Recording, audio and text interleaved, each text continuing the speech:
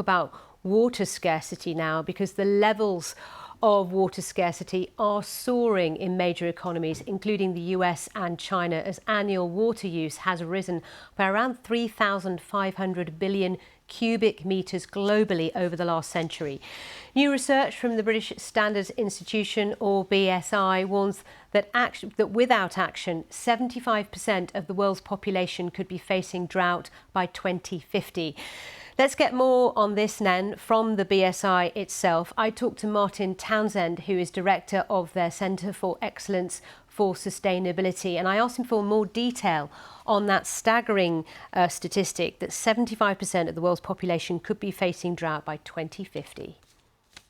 It's part of a comprehensive piece of research we've just completed. And I think this is the issue that in many countries, water is very prevalent, I suppose, but actually only 1% or less than 1% of our water is actually fresh water. So we do take it for granted. And as you said, the numbers are quite sort of startling, I suppose, in terms of if we look at projection in terms of water consumption, then actually it's going to create a big challenge for us all. Obviously, right now, we're seeing a huge demand for water because of the wildfires we're seeing. We're just reporting live from Canada earlier in this programme, for example. I know that isn't the fresh water that we can drink, and that's a different type of water. But the point is, for lots of different reasons, the changing climate means demand for water is going up and up, doesn't it? It does, and you know, climate change is one of the factors, but it's not the only factor. So if we look at sort of a growing population, that's placing more demands on our resources.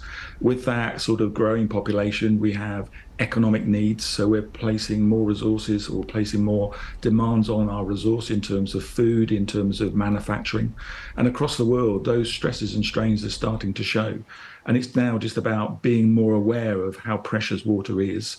And all of us can play a role in terms of driving down that consumption, and innovation will become an incredibly important part of that debate as well. I go to global conferences such as the World Economic Forum, where they've been talking about this problem for several years now. Governments are aware of this, but what's actually being done about it? So it's really interesting, actually. Different countries are looking at this in very different ways. So if we look at Germany, they're doing lots of really good work around sort of rainwater harvesting. So making sure that individuals can put things in like water butts. Innovation in terms of water metering, in terms of compulsory water metering. It's a kind of big issue, I suppose, that how do we manage this more effectively? We manage this by measurement. Making sure that we understand how much we're consuming. So there's an element here about education.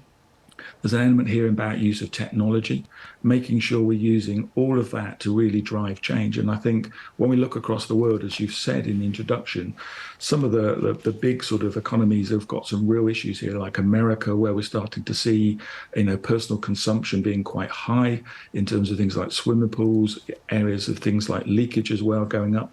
China, high dependency on things like agriculture. And actually that price of water becomes quite an interesting issue in terms of GDP growth related to water consumption. So across the world, we're seeing different governments and different nations looking at this problem in different ways. And I think it becomes really quite powerful in terms of learning from each other, making sure that we have an understanding that water is becoming a really fragile issue, and that all of us, from policymakers, from utility companies, from us as consumers and organisations, all need to play a part in terms of driving that change. And there are things that we can all do. Martin Townsend there from BSI.